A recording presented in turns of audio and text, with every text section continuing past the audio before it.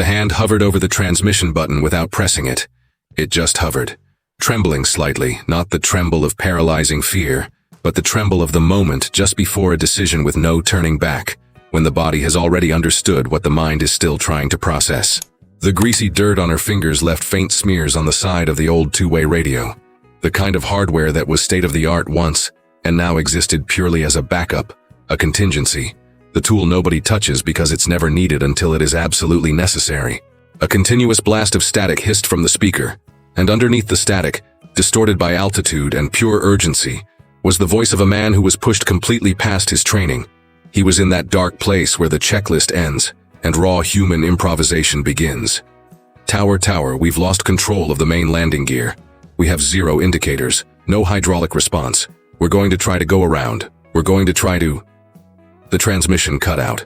The silence that slammed into the tiny room was the kind that takes up physical space. Dense, suffocating. The kind that makes people unconsciously hold their breath, as if the oxygen in the room had just burned up. Outside, through the glass overlooking the tarmac, the runway lights were burning in their perfect sequence, and up in the pitch-black sky, there was a glowing dot growing agonizingly slow, an incoming executive jet that had no idea if it had wheels to land on.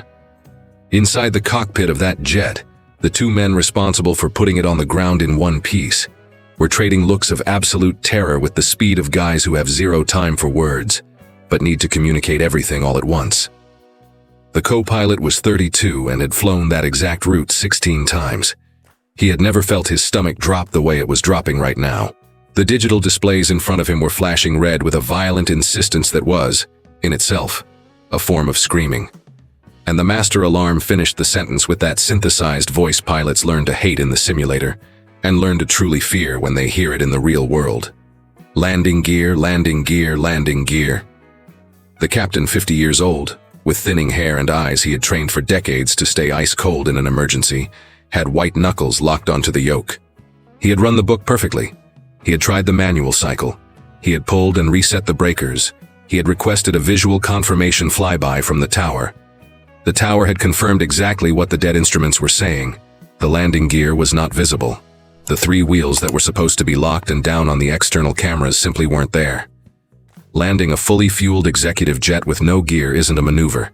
It's a scheduled catastrophe. In the back of the cabin, separated from the flight deck by a closed door that was just open enough for the screaming alarms to bleed through unfiltered, sat a man in a dark suit who had put that suit on this morning with the casual indifference of a guy strapping on familiar armor.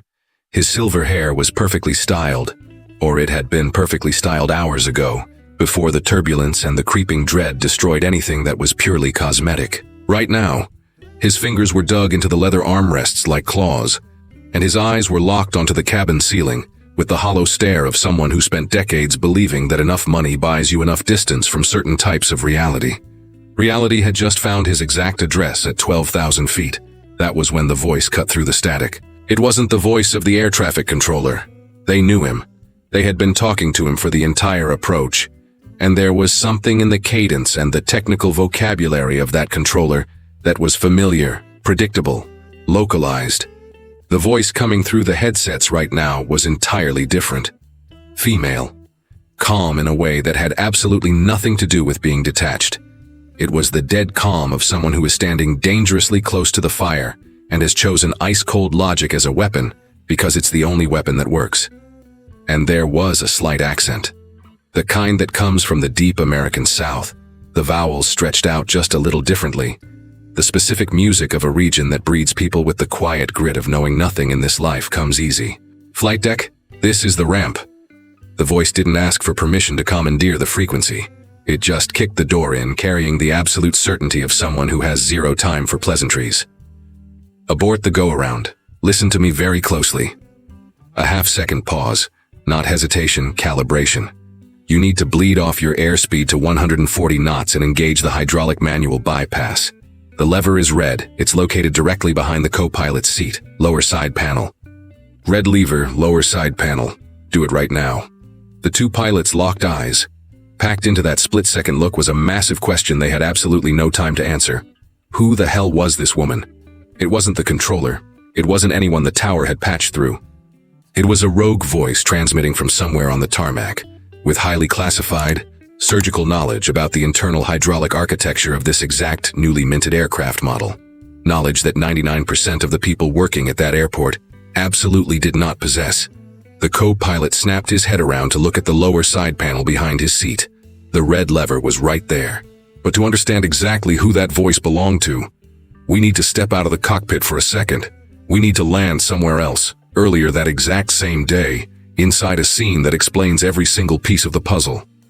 We need to go down to the hangar, to a morning when the sky was still clear, and a man had dropped out of the sky in a chopper believing the universe was exactly the size of his own ego. The executive airport had a private hangar that had been aggressively gutted and renovated the year before, with the kind of capital that fundamentally changes the physics of a room. The flawless epoxy floor, the brutalist LED arrays running the length of the massive ceiling, the floor-to-ceiling glass panels that dragged the morning light in so perfectly, it made the entire space look like a magazine spread. It was a hangar engineered to be shown off, to be photographed, to be plastered all over the PR brochures of the holding company that wrote the check. That holding company had an owner. His name was Richard Drummond, and he had arrived that morning the exact same way he arrived everywhere else, from above. His private helicopter touched down on the designated pad with that arrogant precision only billionaire toys possess. And Drummond stepped out carrying his 60 years like a man who had legally decided that aging was just a matter of good posture. Sand-colored linen suit completely flawless. Thin-wire designer sunglasses that cost the equivalent of 2 months' rent for anyone working the flight line. Silver hair trimmed with the surgical exactness you only get from barbers who charge by the hour. He marched across the tarmac surrounded by a phalanx of VPs who instinctively walked half a step behind and slightly to the side, locked in the pathetic formation of guys who understand their only job is to create a flattering background for the alpha male, without ever accidentally standing in his light. 3 directors, 2 fixers, and a woman holding an iPad who was rapidly typing notes nobody asked for, but that might suddenly become a matter of life and death. The jet was parked dead center in the hangar. It was a bleeding-edge prototype, not the most massive bird in its class, but undeniably the most viciously elegant, carrying those lethal, swept-back lines that aerospace engineers only design when the budget is unlimited, and they want to make physics look sexy. The interior was cream Italian leather, dark mahogany trim, and ambient lighting that made the cabin feel more like a Michelin star restaurant than a pressurized tube. It was the kind of machine that doesn't just do the job it was built for. It exists to make a very loud statement about the guy who owns the title. Drummond stopped 10 feet from the nose cone and let his eyes drag slowly across the fuselage with the highly specific satisfaction of a king surveying his land. Not aesthetic appreciation. The visceral pleasure of ownership, which is a completely different animal, and one this man was intimately familiar with. That was the exact second his eyes locked onto Chloe. She was crouched down low by the main landing gear strut on the right wing, locked in that specific coiled stance of someone who has spent decades bending, kneeling, and twisting around heavy machinery. A body that has deeply internalized how to move efficiently without wasting a single ounce of energy. Her navy blue coveralls were smeared with grease stains that were, in themselves, a physical logbook of hours, each dark smudge sitting in a highly specific spot that corresponded to a highly specific mechanical procedure she had executed since sunrise. The name stitched over her breast pocket, Chloe, was done in that cheap yellow thread contractors use when they want you identifiable, but don't want to spend an extra dime on the finish. She was running her bare hand over the hydraulic articulation joint, with a slowness that wasn't hesitation. It was the lethal slowness of an expert aggressively hunting for a flaw, reading the metal through her fingertips and instantly processing the data. Her eyes, magnified behind scratched safety glasses, were dialed in with that terrifying, tunnel vision focus that true masters possess. The kind of focus you absolutely cannot fake. She had a battered metal clipboard resting on the concrete next to her boot. She had jotted something down, paused, wiped a joint, and jotted something else. The steady, methodical rhythm of a tech documenting a pre-flight inspection with the dead serious weight of someone who knows the paper she is signing is going to be trusted with human lives. Drummond physically wrinkled his nose. It was a microscopic gesture.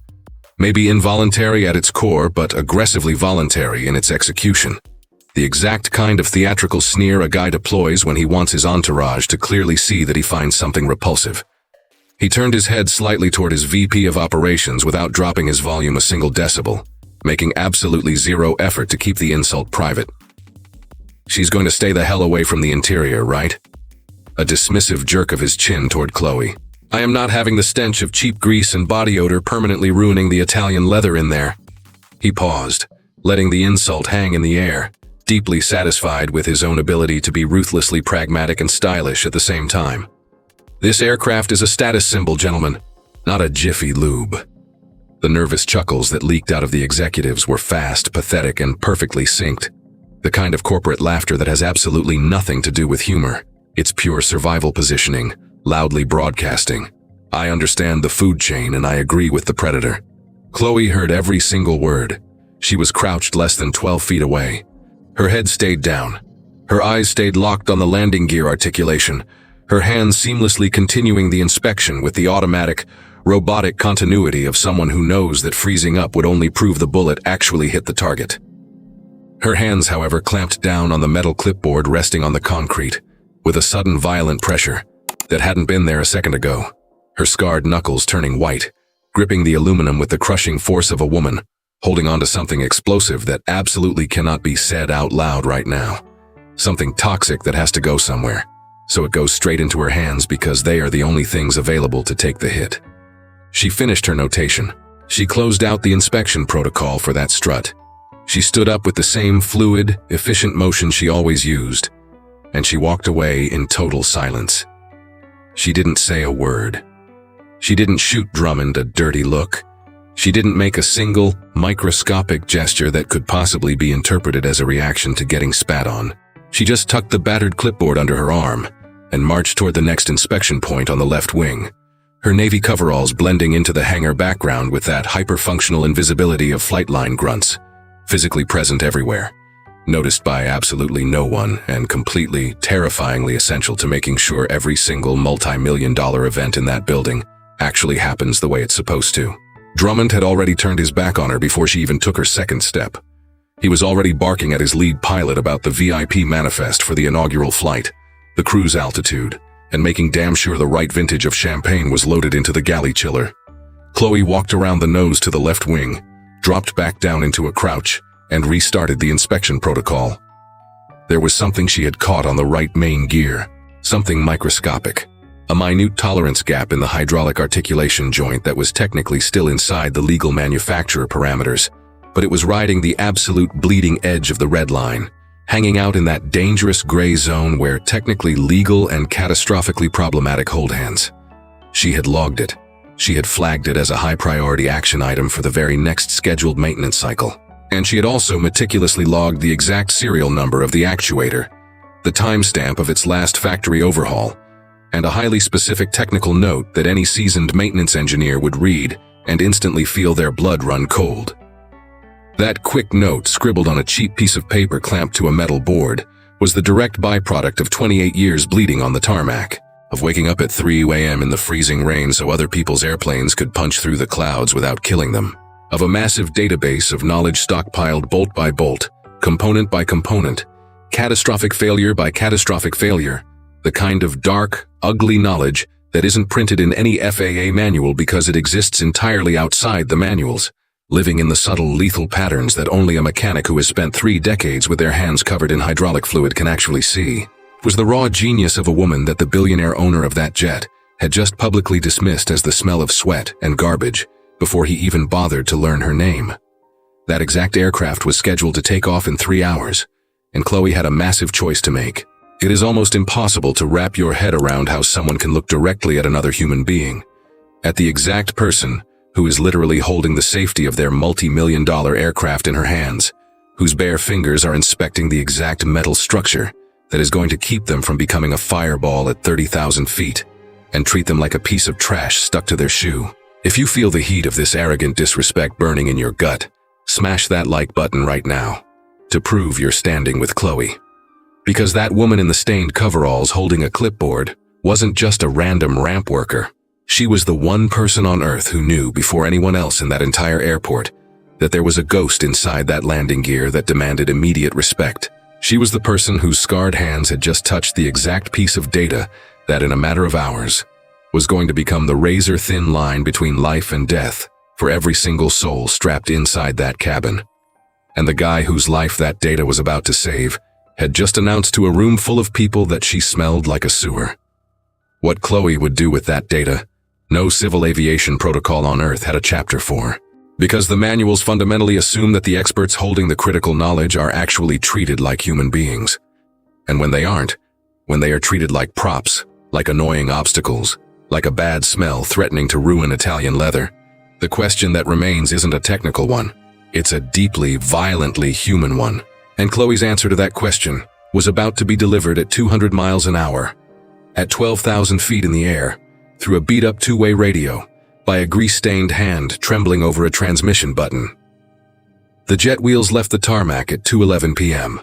Chloe was standing on the hot asphalt by the taxiway edge when it happened, not because her job description required her to watch them leave, but because she had cleared her inspection queue and hadn't swiped back inside yet. She stood perfectly still with the clipboard locked under her arm, the navy coveralls baking in the brutal afternoon sun, and watched the sleek jet aggressively build speed with that highly specific, hyper-focused attention that 28 years on the line hardwires into someone who actually loves the machine.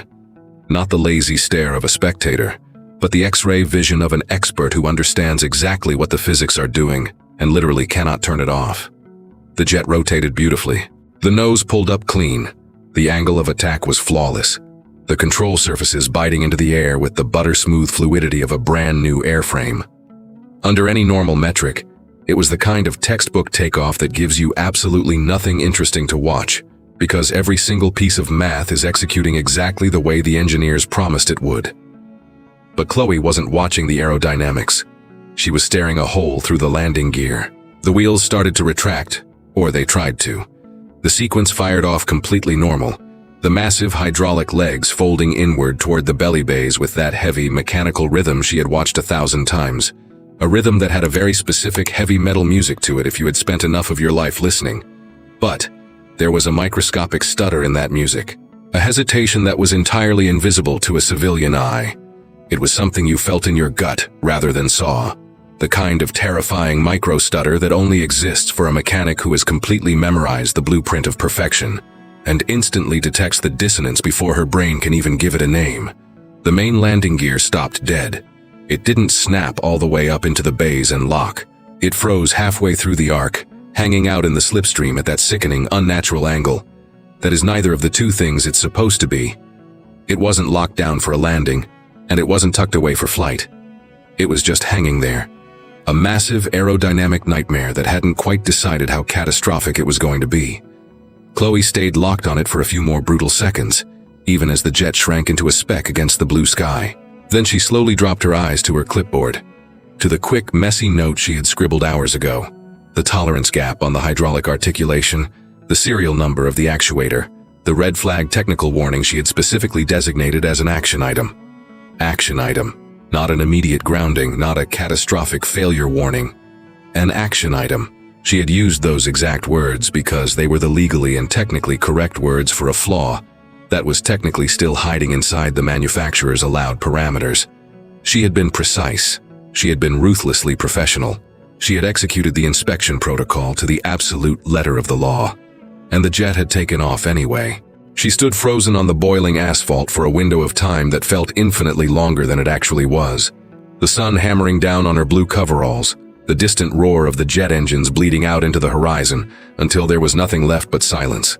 Then she turned on her heel and started marching toward the hangar. She hadn't even made it halfway across the ramp when the radio clipped to the vest of a passing line crew guy exploded in a blast of toxic static. It wasn't the lazy, bored chatter of normal operational comms. It was that specific, high-voltage static that only comes with a declared emergency, where the human voice and the radio frequency sound like they are actively fighting each other, where the words are violently compressed by the sheer terror of the guy screaming them, and bleeding through underneath the voice were the background sounds of a dying cockpit, the relentless master alarm, the overlapping shouts of two pilots, the visceral, audible struggle of two men desperately trying to force their simulator training to work while their animal instincts were screaming at them that they were going to die. Chloe stopped dead. She reached out and snatched the heavy Motorola off the guy's vest without asking. He let her take it without a fight. There was a look burning in her eyes that completely bypassed the need for an explanation. She listened for exactly 3 seconds. That was all she needed. The control tower for the executive airport was a claustrophobic glass box compared to the massive hubs.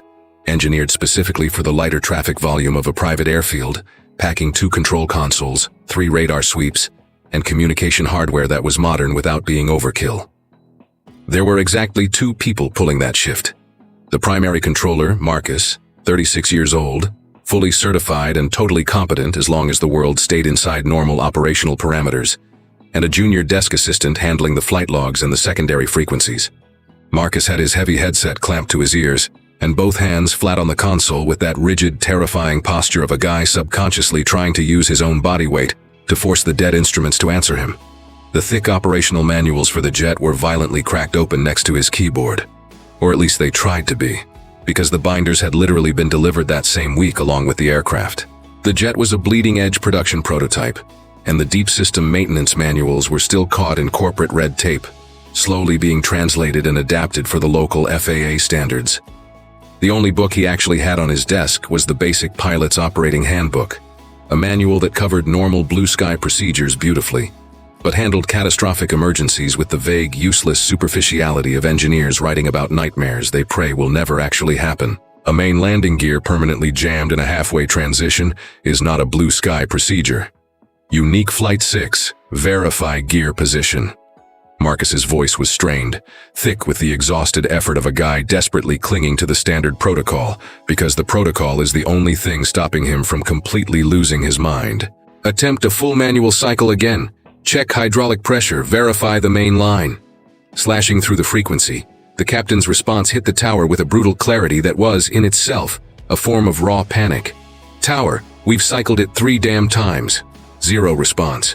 The hydraulic pressure is reading nominal, but the primary actuator is dead. We have absolutely no reference in this manual for a manual bypass on this specific system. We need highly specific technical data down there, tower.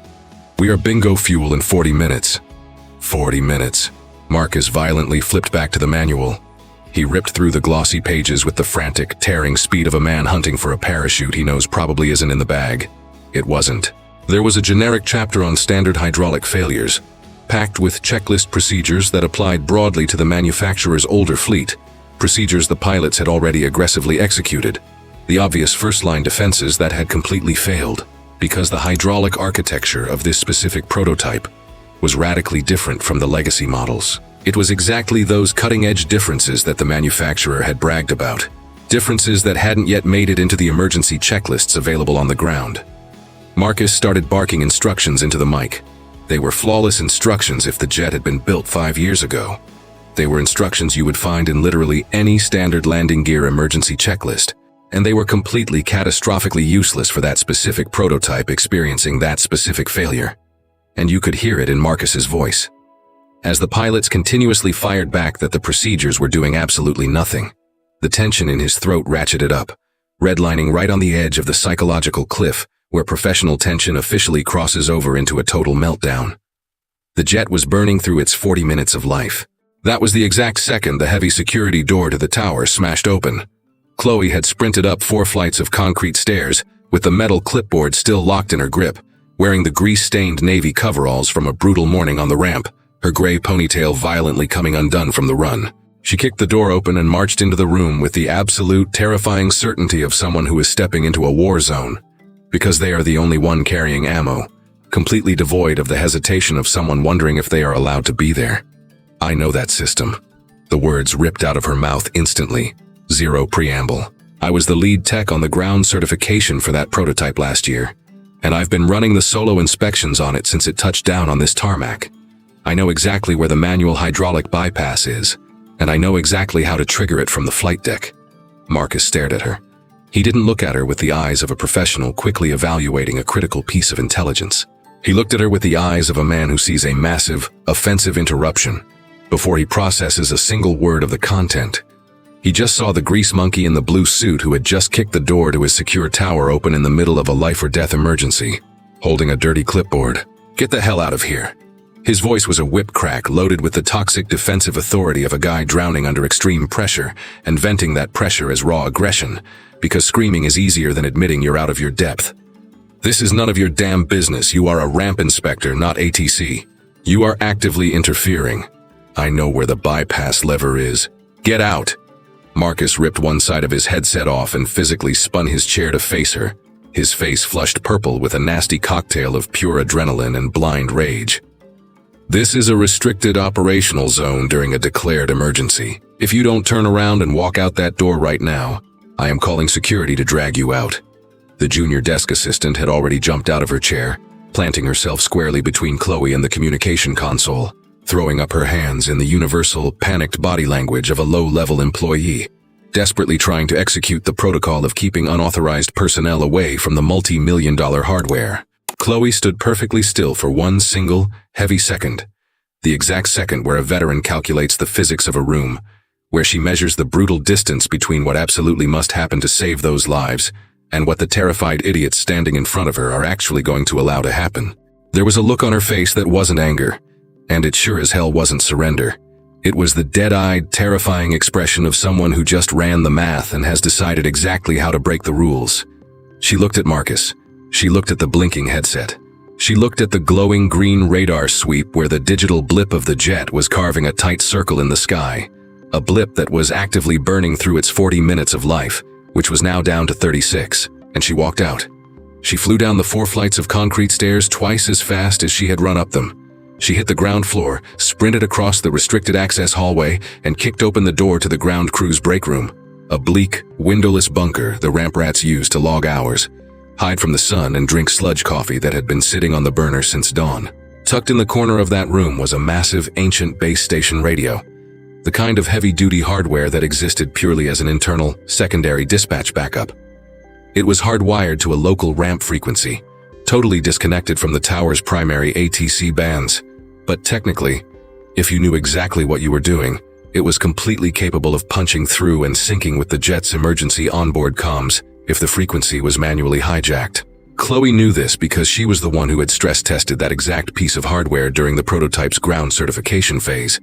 She had spent weeks crawling around the belly of that jet, reverse engineering every single system, memorizing every radical architectural shift that made this bird completely alien compared to the legacy fleet. She had authored brutal, highly classified technical reports that were currently rotting on a corporate server. Nobody had bothered to open today because nobody even knew they existed. She dropped into the cheap plastic chair in front of the radio. She violently twisted the frequency dials with the surgical precision of someone who had run this exact hack before, under very different circumstances, with a very different heart rate. She snatched the heavy black handset off the cradle, and she hovered her grease-stained hand over the transmission button. It's almost impossible to believe that a multi-million-dollar system, the useless manuals, the panicked controller, the arrogant billionaires who ignored the red flags, could suffer a total, catastrophic meltdown, and still have the sheer arrogance to throw the only human being holding the lifeline out of the room. If this kind of toxic, lethal stupidity makes your blood boil, smash that like button right now to prove you're standing with Chloe. Her hand trembled slightly over the heavy plastic button. It wasn't hesitation about the technical fix. It was the crushing, agonizing weight of what she was about to do, carried by a body that had just sprinted down 4 flights of stairs, that had just been treated like a criminal for trying to help, that had spent the entire morning breaking her back under a jet, whose owner had publicly announced she smelled like garbage. But there were 36 minutes of jet fuel left in the sky, and there was a red lever hidden behind the co-pilot seat that nobody inside that cockpit even knew existed. Chloe slammed her thumb down on the button. 32 minutes of fuel. Chloe knew the exact number because she had caught the pilot's last desperate transmission, right before Marcus threw her out of the tower, and she had instantly run the burn rate math in her head with the cold, automatic precision of someone who has spent 3 decades living and dying by margins, safety margins, stress margins, the razor-thin margins between a routine landing and a smoking crater. 32 minutes gave them enough juice for one solid approach, maybe 2 tight holding patterns if they flew perfectly, and absolutely 0 room for error. She stood frozen in the doorway of the break room with the heavy radio handset gripped in her fist, pressing the earpiece hard against her skull, listening to the hijacked emergency frequency she had managed to lock onto right before they cut her off. Marcus's voice was bleeding through the speaker, loaded with a toxic, jagged panic that had completely shattered the professional boundary controllers are trained for years never to cross.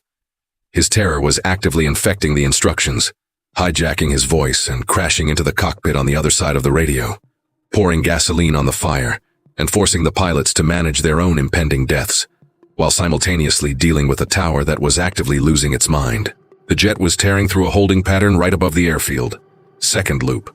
The captain had just updated the fuel state, confirmed for the fourth time that the standard hydraulic cycles were completely dead, and begged, with that chilling, hyperformal tone that makes Mayday calls so horrifying to listen to, for highly specific, model-accurate technical data. Marcus was answering him. And that was the exact second Chloe heard the lethal mistake that completely vaporized whatever shred of professional restraint she had left. It wasn't a glaring, obvious error. It was the exact kind of trap a guy who only understands the generic physics of older planes would fall into. It sounded perfectly logical if you applied the standard playbook for a jammed gear on a legacy jet. But on this specific prototype, armed with this specific radical hydraulic architecture, it was going to do the exact opposite of what he wanted. Marcus had just ordered the pilots to drastically increase their approach speed as a safety buffer, while they attempted to force the alternative system open. On a normal jet, in certain crippled configurations, that math checks out. On that jet, with that highly experimental system, with the massive gear strut locked at that specific nightmarish angle, pushing the airspeed was going to trigger a violent aerodynamic disruption that interacted with the jammed hydraulic actuator in a way the manufacturer's own engineers had flagged in blood-red ink during the stress tests. A condition marked critical avoidance because, at high speeds, it induced localized lift instability directly over the wing where the gear was actively trying to rip itself apart. Localized lift instability, an asymmetrical stall. In a crippled jet, flying low and heavy on a final approach, an asymmetrical stall isn't a mechanical glitch. It's a death sentence. Chloe's face did that terrifying thing human faces do when the nervous system takes a direct hit that rewrites the laws of physics. It wasn't just a change in expression. It was a total change in state. The slight hesitation, the sting of being humiliated by the tower, the careful mental math of how much trouble she was going to get into, all of it was instantly vaporized by something infinitely older and more brutal than any corporate hierarchy, any FAA protocol, or any plastic security badge. There were human beings in that metal tube. She moved. She didn't sprint. She had learned the hard way over 28 years that running during a catastrophe broadcasts blind panic instead of lethal urgency, and panic is a virus that infects a room faster than fire. But she marched with the heavy, terrifying momentum of a freight train that has completely lost its brakes, and when she reached the door to the control tower and found the deadbolt thrown from the inside, Marcus had locked it after throwing her out, standard protocol for securing a restricted zone during a crisis. She didn't pause for a fraction of a second to evaluate her options. Her shoulder smashed into the reinforced door with a sickening impact that was the direct product of 50 years of a body that had hauled heavy iron, that had torqued massive aircraft parts, that had forged a brutal, functional strength that never needed to brag about itself. The deadbolt violently shattered on the second hit. It didn't just bend, it blew out of the frame, the terrifying difference between wild violence and raw kinetic force applied to the exact right weak point. Marcus whipped around from the radar console at the sound of the explosion.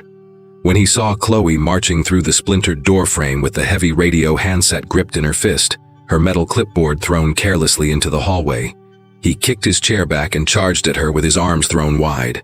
Not throwing a punch, but throwing up a wall. The panicked, aggressive block of a guy trying to physically tackle someone away from the multi-million-dollar hardware. His hands slammed into her shoulders, and she hit him back. It wasn't the shove he had unconsciously prepared for. He had run the quick, arrogant math guys run when they size up physical resistance. And his math was catastrophically wrong. Chloe drove both hands into his chest with a concussive force backed by 3 decades of heavy labor, and he physically launched backward. He stumbled 2 full steps and crashed hard into the side of the radar console, his shoulder slamming the plastic. Not hard enough to break a bone, but violent enough to permanently, undeniably alter the hierarchy of the room. "You are going to kill every single person on that plane." Her voice hit the room with a concussive clarity that wasn't a scream. It was pure, unfiltered projection. The voice of a woman who had spent a lifetime making sure she was heard over screaming jet engines on the tarmac, inside tin roof hangars, where the deafening screech of metal grinders drowns out human thought. "That airspeed vector you just gave them is going to rip the wing completely off the fuselage. Back away from the console." Marcus froze. You could see the violent malfunction happening in his eyes in real time. The humiliated rage of getting physically laid out. The desperate ego screaming that this couldn't possibly be happening. And underneath it all, something much colder and much heavier. Doubt. The agonizing, paralyzing doubt of a man who just got hit with a hyper-specific technical truth by someone who clearly operates on a level he doesn't even understand. And he suddenly isn't sure if his anger is enough to save him if she's right. Chloe didn't wait for him to figure it out. She dropped into the primary controller's chair.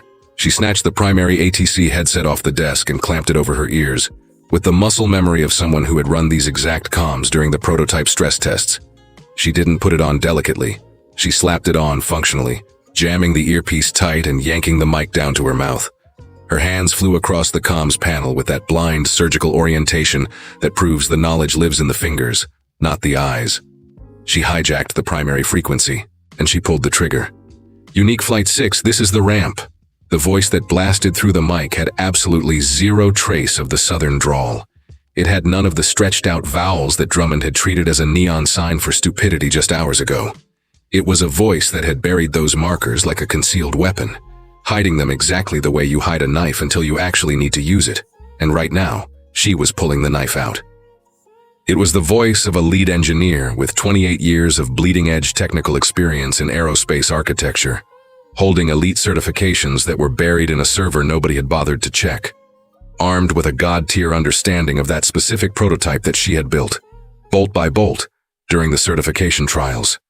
Do not execute the previous airspeed instruction, I repeat. Abort the airspeed increase immediately. Listen to me very closely. On the other side of the radio, there was 1 second of dead air. Then the captain's voice crackled through, carrying the razor-sharp tension of a man running the math on his own survival in real time, and realizing he has 0 seconds left for a long debate. Identify who is on this frequency. Chloe, lead ground technical inspection, certification division for this specific airframe. I ran the prototype stress tests on the exact hydraulic architecture failing on your aircraft right now. A half-second pause. I know exactly where your ghost is, and I know exactly how to kill it. But you need to immediately cease attempting standard cycles. Every time you hit that switch, you are stacking residual pressure in the dead actuator and slamming the window shut on the manual bypass. Another brutal second of static. We are listening. She took a breath. Not a sigh of relief, a tactical calibration. The exact controlled breath a sniper takes before squeezing the trigger that a trauma surgeon takes before making the first cut. The breath that locks the entire human nervous system onto the target. The alternative hydraulic architecture on this prototype carries a design quirk that did not make it into your basic operational manual. The words were fired like bullets, precise, stripped of all ambiguity, carrying the brutal, rhythmic cadence of technical orders that must be executed flawlessly, or people die. The actuator is hypersensitive to dynamic pressure differentials. We need to intentionally manufacture a localized pressure vacuum that will violently force the actuator to break the mechanical lock. Marcus was standing frozen behind her. The desk assistant was paralyzed against the door frame. Not a single soul breathed. Captain, I need you to bank the aircraft exactly 5 degrees to port. A surgically timed pause. Exactly 5 degrees, not a fraction more. And simultaneously with the bank, you will execute 1 full pressure cycle on the alternative hydraulic system. Not the primary, the alternative. The selector switch is on the co-pilot's right side panel, second toggle from the bottom, position 2. The co-pilot's voice snapped back. Alternative selector, second toggle, position 2, verified. When I give the command now, you will execute both actions at the exact same time. The port bank and the pressure cycle, perfectly synced. Chloe's eyes were locked onto the glowing green radar sweep where the digital blip of the jet was carving the slow, agonizing arc of its second holding pattern. She had learned how to read those sweeps during the flight trials. It wasn't her primary job, but she had spent enough hours in the dark of a control room watching engineers track those exact blips to know exactly what the math was doing in the sky. Your pressure gauge is going to spike the second the vacuum hits. The needle is going to slam up. It's going to blow past the green red line, and then it is going to drop like a rock. In that exact fraction of a second, the exact moment the needle drops, the co-pilot will pull the manual bypass lever. Red lever, lower side panel, directly behind your seat. Red lever, lower side panel. The co-pilot was firing back every single instruction with the rigid, hyper-focused call and response methodology pilots are trained to use when they are staring death in the face, and repeating the words out loud is the only psychological anchor they have left. Verified and hands-on. Good.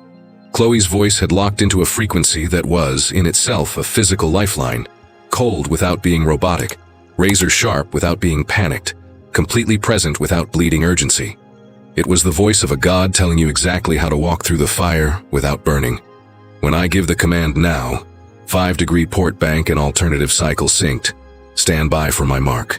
She stared a hole through the radar monitor. She ran the mental calculus on the jet's position in the holding pattern, its current airspeed vector, pinpointing the exact microsecond in the arc where the aerodynamic drag and the gravitational load would align perfectly to rip that jammed actuator apart. There was a window. Not a massive, forgiving window you get in a simulator, but a brutal, real-world window of maybe 3 seconds, and it was racing toward them. 26 minutes of fuel. The green blip on the screen carved into the curve of the loop. Chloe tracked it, waited. Now. The pressure gauge spiked.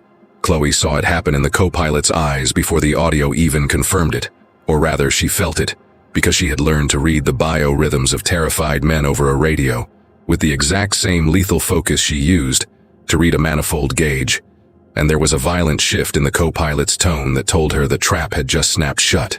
The needle is climbing. The voice was crushed under the sheer gravity of the moment. It's blown past green. We are redlining in the yellow. Hold it.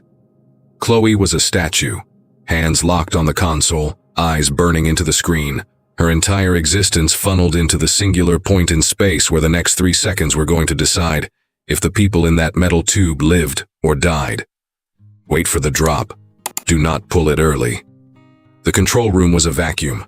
Marcus was still standing exactly where he had been shoved, the humiliated rage completely dissolved by something infinitely more powerful, the horrifying, undeniable realization that he was watching a master execute a maneuver he didn't even understand the physics of, a maneuver that instantly exposed his last 20 minutes of generic, useless instructions as the amateur hour they truly were. The desk assistant had collapsed back into her chair without even realizing her knees had given out. It's dropping. The co-pilot's voice cracked. The needle is dropping now. Pull the lever now.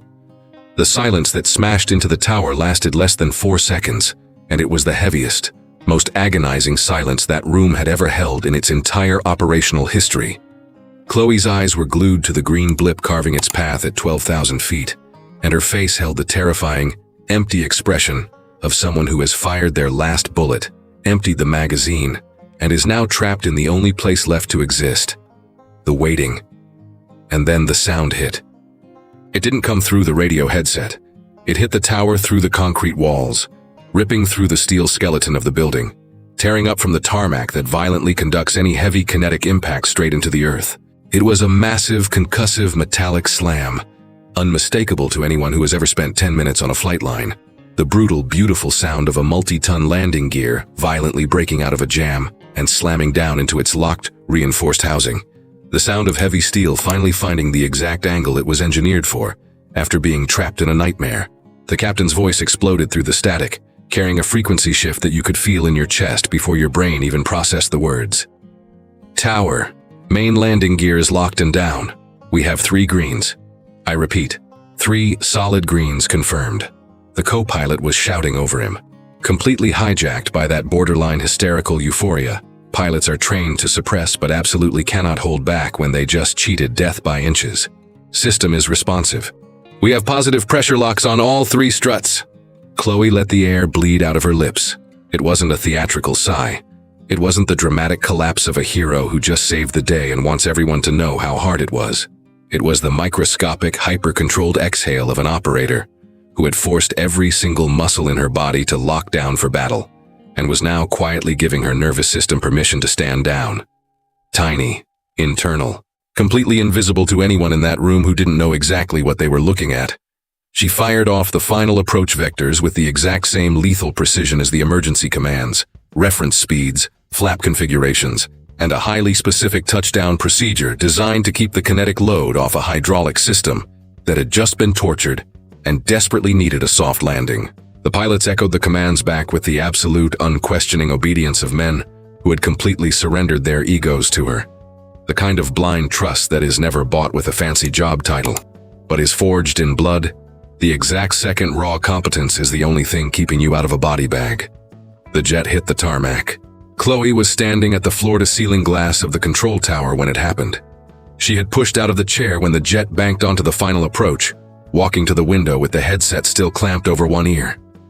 She watched the heavy rubber tires smash into the asphalt, kicking up that beautiful, violent cloud of white smoke as they instantly absorbed the aircraft's momentum. The jet dipped its nose slightly as the brakes bit hard, stabilizing instantly, and then the thrust reversers blew open with a deafening roar that is, to anyone who bleeds aviation fuel, the single most beautiful sound in the world. A flawless, butter-smooth landing. Clean. Completely devoid of any of the nightmare scenarios a compromised gear strut could have triggered even after deploying, if the final approach hadn't been micromanaged with the surgical exactness Chloe had provided. She slowly pulled the headset off her ears. Marcus was still standing frozen in the exact spot where he had landed after she shoved him. There was a look on his face that wasn't exactly shame. It was the brutal, system-crashing reboot that happens when the arrogant simulation you built in your head is violently overwritten by reality, and the update is way too massive for your ego to process with any dignity. Chloe set the headset down on the console with careful precision. She picked up her battered metal clipboard from the floor near the doorway, and she walked out through the splintered door frame she had kicked open, walking down the 4 flights of concrete stairs with the exact same steady, unbothered rhythm she had used to run up them. Efficient, zero wasted movement, and completely devoid of any swagger that demanded a thank you for what she had just done in that room. The hangar had morphed into a different world. The news of a landing gear emergency rips through an airfield with the terrifying speed of a contagion. Fast, requiring 0 words, transmitted entirely by the panicked tone of the radio chatter and the way seasoned mechanics suddenly dropped their wrenches and stared dead into the sky. A massive crowd of ground crew had bled out onto the edge of the taxiway. Navy coveralls, neon safety vests, techs who had sprinted out of the bays with heavy tools still gripped in their fists when the red alert dropped. They were standing in absolute dead silence, watching the sleek jet slowly taxi toward the hangar, trapped in that heavy, exhausting silence of people processing the adrenaline crash after dodging a massacre. Chloe walked through the mob without rushing, catching the stunned, silent stares of her crew with a microscopic nod, and headed straight for the rolling tool chest where she had hooked her cap earlier that afternoon. The cheap, faded blue company cap, with the generic logo stitched on the front. The kind of mass-produced trash they hand out to contractors who wear it purely because it's required uniform. She unhooked it from the metal handle and held it loosely in her hand. The jet killed its engines. The cabin door hissed open. The air stairs folded out and locked with a heavy metallic clank, and the 2 pilots stumbled out first, the co-pilot's legs physically shaking, the adrenaline dumping out of his system after 40 minutes of pure panic and laser focus. His body finally figuring out what to do, now that both were gone.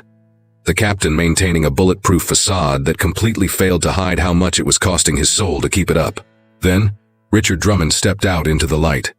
He was pale in a way that made the expensive sand-colored linen suit look sickening, the ghostly white of his face clashing with the fabric, his silver hair still perfectly styled because hair doesn't know it almost died in a fireball. Only the face underneath it knows. His knuckles were still bruised red from death gripping the armrests. He walked down the metal steps with the terrifyingly careful, fragile steps of a man who is actively relearning the concept of gravity. He hit the asphalt.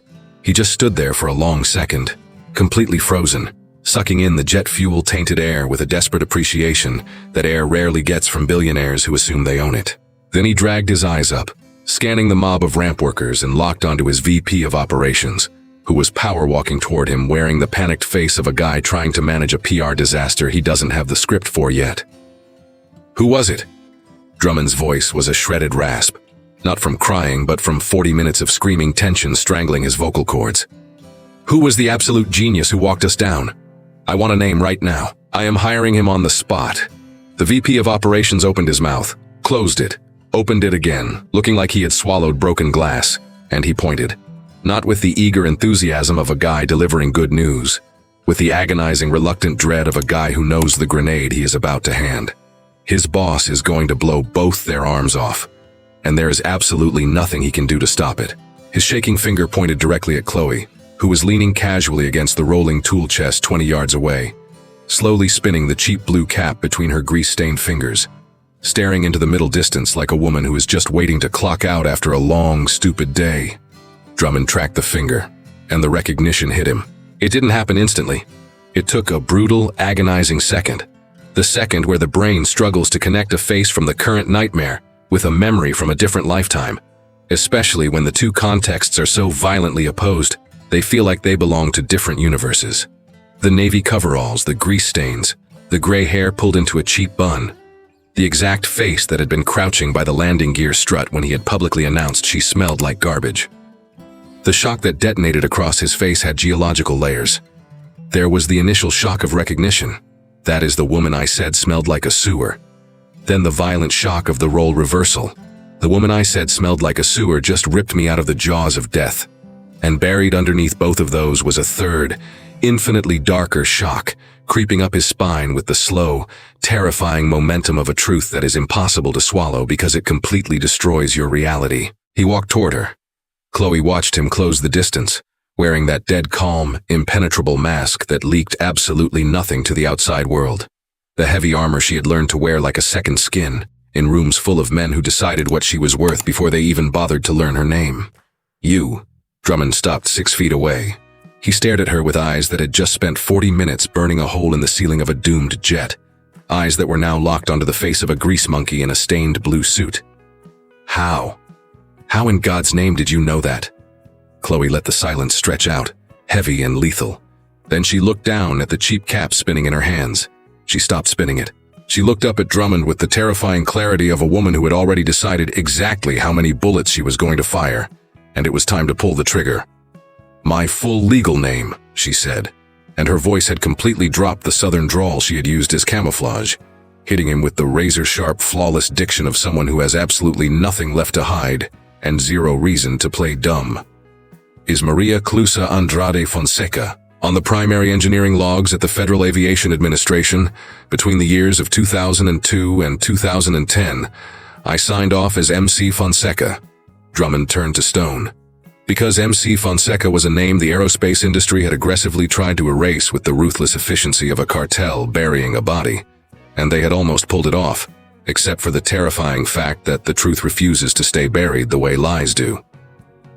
MC Fonseca had been the chief lead project engineer for landing gear architecture at one of the top 3 executive aircraft manufacturers on the planet. She had personally directed the Black Ops engineering team that designed the exact hydraulic bypass system that had just saved his life. She had authored the highly classified technical stress reports that were currently rotting on a server nobody had bothered to open today, and she had been fired. 15 years ago, Chloe said, her voice carrying the exhausted, heavy rhythm of someone telling a war story they are sick to death of repeating. "I isolated a catastrophic design flaw in a massive batch of hydraulic actuator valves. It wasn't a glitch that popped on the standard FAA certification tests. It was a deep-level metallurgical fatigue failure that only triggered under highly specific, extreme atmospheric pressures that the standard lab tests completely failed to simulate." She paused, letting the data sink in. "I authored the kill report. I demanded a mandatory total recall of the entire production run before a single piece of that garbage was bolted onto an airframe." Drummond wasn't breathing. The manufacturer refused to eat the 9-figure loss of a total recall. The words were delivered with the chilling precision of trauma that has been processed so many times it loses all its emotional heat and just becomes cold, hard facts. There was a massive competitor who had aggressively bought up that exact batch of valves at a fire sale discount, and they were squeezing the market. To protect their profit margins, the board made the executive decision to install the compromised hardware. A lethal pause. That competitor, at the time, was an aggressive young CEO actively building his first private executive fleet. The silence between them carried the crushing, radioactive weight of total realization. Drummond opened his mouth, but nothing came out. "I blew the whistle," Chloe fired back before he could even try to speak. "I walked into the federal regulator's office with a briefcase full of raw, unredacted schematics. The litigation dragged through the mud for 3 years. In the end, the valves were quietly replaced, but only after 2 minor technical incidents that were pure luck away from being mass casualty events. But they had already terminated my contract in year 2 of the lawsuit. And this industry has a very long, very vindictive memory for engineers who cost them money. She looked down at her stained coveralls, at the grease smeared across her knuckles that was the physical receipt of her morning. So I ended up on the tarmac, doing exactly what I am a genius at doing, just from the shadows. There was a massive crowd holding its breath around them. The ramp workers who had slowly crept closer, the terrified executives who had arrived with Drummond that morning, the two pilots who were standing shoulder to shoulder with that visceral blood brother loyalty of men who just survived a war zone together. Everyone was dead silent. Everyone was listening. And everyone was running the brutal math that Chloe's story made completely unavoidable. The defective valve she had tried to kill. The ruthless competitor who had bought the garbage hardware to cut corners. The hydraulic system that had completely failed today. The woman who had literally designed the system, who had been permanently exiled from the empire she built just for trying to stop them from killing people. And the man who had dropped out of a helicopter this morning in a flawless linen suit and loudly announced to a room full of people that she smelled like garbage. Drummond was staring at her with a look that had burned straight through shock and crashed into a much darker, infinitely more agonizing territory. Not the cheap embarrassment of looking stupid in front of his staff, but the gut-rotting, soul-crushing shame of a man who suddenly realizes the terrifying scale of his own arrogance. The realization that a choice he made 15 years ago, a choice that felt like smart business, had ruined a genius's life and had just come back to kill him in the sky. Chloe was staring back at him with eyes that had seen the absolute worst of human greed and had kept showing up to work anyway, eyes that had clocked into that airport every single day and run the safety checks with the religious devotion of someone who refuses to abandon her duty, even when the world violently tells her she is worthless. The cheap blue company cap was still clutched in her hand. She didn't put it back on her head. There was a highly specific density to the silence on that asphalt that was entirely different from the normal silence of an empty runway. Normal silence is just dead air, the gap between engine roars. This silence was radioactive. It was the silence of 30 people simultaneously processing a massive cosmic joke that had started that morning with an insult about body odor and had ended with a billionaire begging for his life. Drummond stared at Chloe for what felt like an eternity. Then, with a heavy broken movement that carried absolutely none of the peacock swagger from the morning, completely stripped of the untouchable aura of the guy who stepped out of the chopper, he spoke. Not a PR speech to the crowd. Directly to her. "I am sorry." The words ripped out of his throat with the jagged, ugly sincerity of things that are absolutely not rehearsed. "For what I said this morning. For the disgusting way I treated you. And for what happened 15 years ago." He swallowed hard. "For the choice I made." There was something raw in his voice. Maybe not enough to magically erase a decade of destroyed potential, but as genuine as a man like that can possibly be when the universe puts a gun to his head and violently shatters the armor he spent a lifetime building.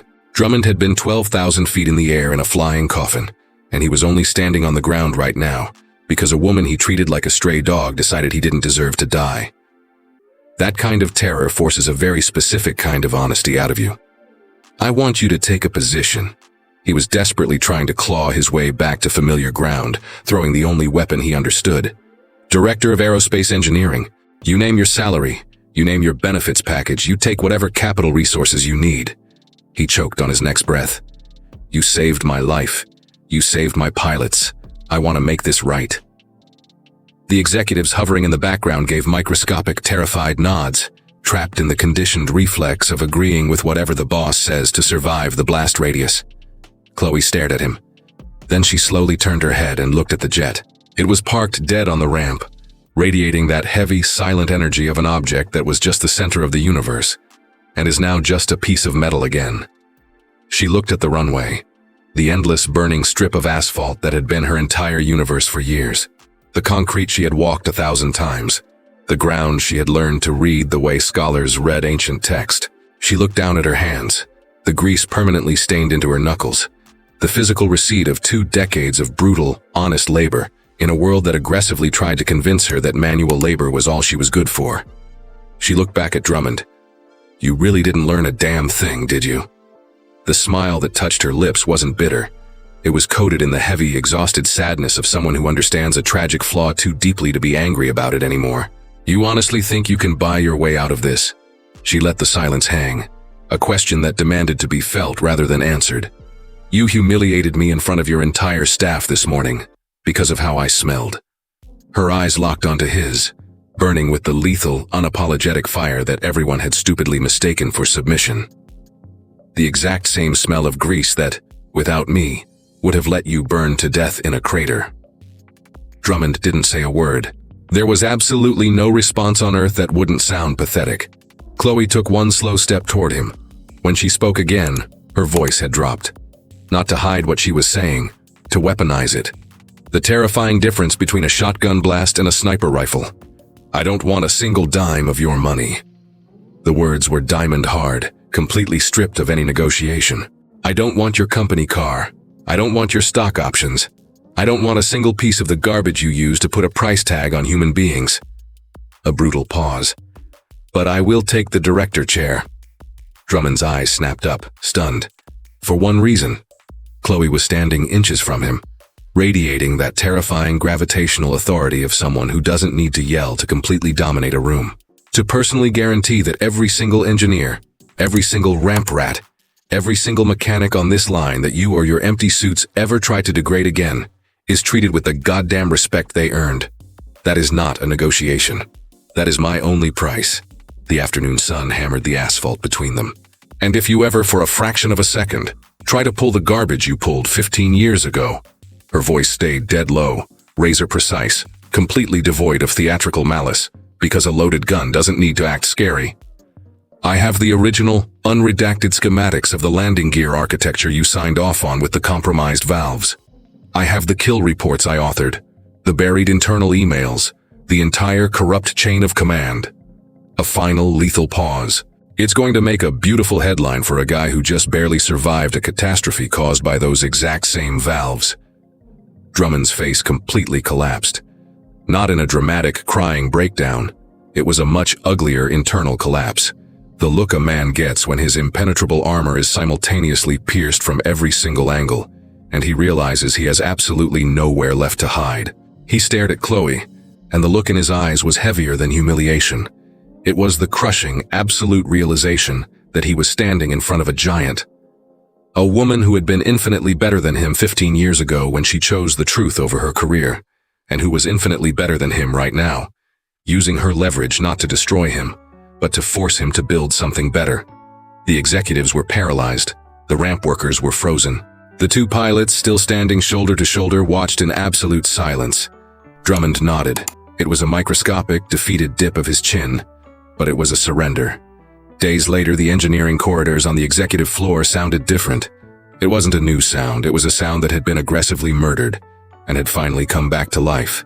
The heavy, chaotic, beautiful sound of a real technical floor, where actual work is happening, where engineers argue about physics at full volume without the suffocating terror of getting fired for being wrong, where raw genius circulates freely because the people who hold the knowledge aren't hoarding it to protect themselves from the boss. Chloe walked down that corridor wearing a pristine white lab coat, her metal clipboard locked under her arm. A brand new clipboard, but carried with the exact same muscle memory, the ingrained habit of a woman who documents everything she sees and thinks. The deep grease stains had finally faded from her knuckles after days of scrubbing, but there was something in the brutal efficiency of her movements, the way her hands naturally brushed the door frames, that carried the permanent ghost of 28 years on the tarmac. She stopped. At the far end of the hall, hunched over a massive drafting table buried under complex CAD schematics, was a junior intern. Thick-rimmed glasses, hair looking like it had been electrocuted, clutching a sheet of thermal calculations while staring at the paper with the panicked, deer-in-the-headlights look of a kid who is floating right on the edge of totally failing to understand the math, and is absolutely terrified to ask for help because asking means admitting he's lost. Chloe recognized that exact look. She had worn that exact look decades ago, in a toxic room that had violently decided people who looked like her didn't belong there, but had utterly failed to kill the genius in her head. She walked up to his desk. The kid's head snapped up, his eyes wide, instantly scrambling to adopt that fake terrified posture interns throw up when a heavy hitter approaches out of nowhere. Chloe looked down at the massive schematics. She looked at the panicked scribbles on his calculation sheet. She smiled. Not the dead-eyed plastic corporate smile, but the genuine hungry smile of a predator who just spotted a highly complex problem and is thrilled to tear it apart. "Move over," she said, dropping her clipboard onto the drafting table right next to his blueprints. "Let me show you how the physics actually work." She paused, locking eyes with the terrified kid. "And don't ever be afraid to get your hands covered in grease."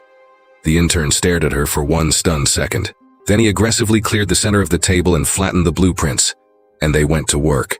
"Now I'm asking you, did Chloe make the right move taking the director chair to burn the corrupt system down from the inside? Or if it was you, would you have handed Drummond his own head, walked away forever, and never looked back? There is no wrong answer. There is only your answer. Drop it in the comments. I want to know exactly what you would do. This story is cold, hard proof that true genius doesn't wear a uniform. It exists long before you put the lab coat on, and it survives long after they try to strip it away from you. That the most dangerous people to a corrupt system aren't the ones screaming on the outside. They are the ones who understand exactly how the machine works, wait patiently in the dark, and then rewrite the rules from the inside out. And that the smell of grease on the hands of someone who actually bleeds for their craft is worth infinitely more than the custom suit of the guy who just signs the checks. If you want more stories that rip your heart out and put it back together, smash subscribe and ring the bell to join the crew.